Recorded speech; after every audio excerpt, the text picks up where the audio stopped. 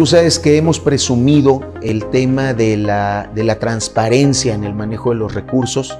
Desde que llegamos abrimos todos los acuerdos de reserva que existían en el uso de los mismos, los abrimos, todo se hizo público y por segundo año sacamos el 100% de calificación en transparencia. Nunca el Congreso, desde que se hace esta medición, lo había sacado y hoy anunciamos el resultado de las auditorías, de todo el trabajo que hizo la Auditoría Superior de la Federación, donde está poniendo al Congreso del Estado de Puebla como una de las poquísimas instituciones que no tienen observaciones en su desempeño. ¿Qué quiere decir esto? Que se ha manejado de manera cabal, responsable, profesional, transparente, honesta, y se ha llevado toda la administración de los recursos en este Congreso. Estamos muy orgullosos y muy felices porque es una más de las estrellitas que esta legislatura sigue. Hemos sido muy cuidadosos, hemos sido siempre muy enfocados en que el manejo de los recursos se lleve, como siempre lo ha dicho el presidente López Obrador, como siempre lo dijimos nosotros, de esa manera, transparente, pulcra, inmaculada, diría yo. Yo creo que se tienen que encontrar los mejores perfiles. El partido tiene toda la capacidad para llevar a cabo un proceso interno sin problemas, limpio, como siempre lo ha hecho. No hay pretexto para que no se lleve de esa manera, que se haga de manera limpia, transparente, como siempre ha sido esa nuestra bandera. Es muy triste ver cómo se adueñaron en determinada época, determinados gobiernos se adueñaron de lo que era de todas las poblanas y de todos los poblanos. Es muy triste ver cómo hasta libros de la biblioteca palafoxiana tienen hojas arrancadas con dibujos, los famosos incunables, arrancadas para llevárselos a su casa. Y ahí han de estar colgados en la pared de una de estas casas, de uno de estos funcionarios que sentían que lo de Puebla era de ellos. Es muy lamentable ver cómo usaban el dinero que tenía que irse para el fomento a la cultura, para el fomento al turismo, para el fomento a las artes, ¿sí? Y lo malversaban de esa manera, cotizando, como decía el secretario, un comedor de 20 millones de pesos, ¿no? Y que finalmente no se encuentra, y que muchas cosas no se encuentran, estatuas que eran de bronce o de otro material y que ahora son de yeso. Y además encontrarse el patrimonio histórico y cultural tirado en el piso, invadido por la humedad. Esa falta de respeto, esa falta de esos valores es increíble. Lo bueno es que eso ya se fue. Yo creo que no va a regresar. Ese estilo de hacer las cosas, ese estilo de ver el poder nada más para hacer negocios, no se puede. Tenemos por eso que seguir en la ruta de la transparencia, de la honestidad en el manejo de los recursos y además en el castigo, en que quien haya cometido algo tan abominable como echar a la basura el patrimonio cultural de la gente, reciba un castigo, una sanción como la ley lo prevé. Yo creo que era parte de todo ese esquema, ¿no? De cómo lavar ese dinero mal habido, ese dinero robado, ese dinero que era del pueblo, ese dinero que tenía que ir para las calles y para los drenajes y para las escuelas y para los hospitales y para las patrullas. Se lo quedaron y encontraban las maneras de poderlo limpiar, de poderlo evadir de la acción de la justicia. Pero finalmente quedan rastros y quedan huellas, y eso es lo que se usa. ¿Qué es lo que vemos? A un gobierno federal muy interesado en ver ese tema de las factureras, del lavado de dinero, y un gobierno estatal que está en la misma línea. Yo por eso creo que es positivo cuando los municipios, sobre todo que vienen de esta corriente que acompañó al presidente de la República en 2018, cumplan esa palabra y revisen las cuentas de los municipios que están gobernando. Porque hay varios que se dicen de la Cuarta Transformación, pero que dicen que no van a revisar esas cuentas pasadas.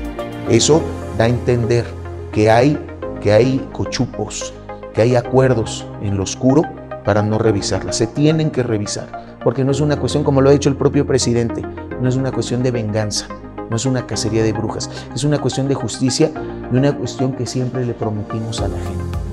Entonces, aquel que se diga de la Cuarta Transformación y no esté revisando las cuentas de los gobiernos anteriores, le está fallando o inclusive está traicionando a Andrés Manuel, a la Cuarta Transformación y a la gente que le dio el gane a cambio de estar haciendo acuerdos de no revisar.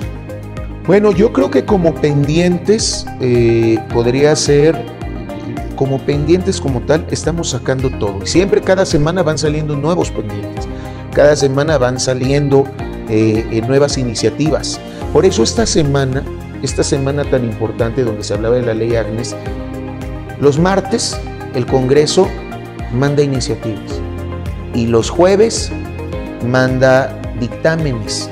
Nosotros quisimos hacer esta semana de puro dictamen para adelantar y para poder hacer y sacar esta semana la ley Agnes entre uno de los puntos más interesantes, más importantes que tiene esta legislatura. Entonces, con eso lo pudimos sacar, porque vi varios medios que decían que si no lo habíamos sacado el martes. No, de hecho el martes era para adelantar los temas y adelantar la ley Agnes. Pero yo considero que también un punto de congruencia, de obligación moral que tenemos que tener todos los que nos decimos obradoristas, es el de pedir licencia. Siempre dijimos que estábamos en contra de los privilegios, y el aprovechar un privilegio como el ser gobernante para también ser candidato va en contra de nuestros principios. Así es, va en contra de lo que siempre dijo Andrés Manuel López Obrador y va en contra de lo que siempre dijimos nosotros cuando tocamos las puertas y entregamos periódico y le dijimos a la gente: quien no pida licencia y haga campaña está a favor de los privilegios y está en contra de lo que siempre prometimos. No se nos puede olvidar que tenemos esa obligación de ir en contra de esas ventajas que la clase gobernante tenía. Aquí en el Congreso lo hicimos con el fuero, nos quitamos el fuero.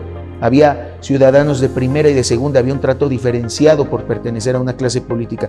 Andrés Manuel López Obrador siempre estuvo en contra. Te quiero decir que nuestra reforma fue más agresiva, más allá, más de raíz. La más contundente de todo el país. Más inclusive que la que aprobó el Senado. Entonces, ese tema de estar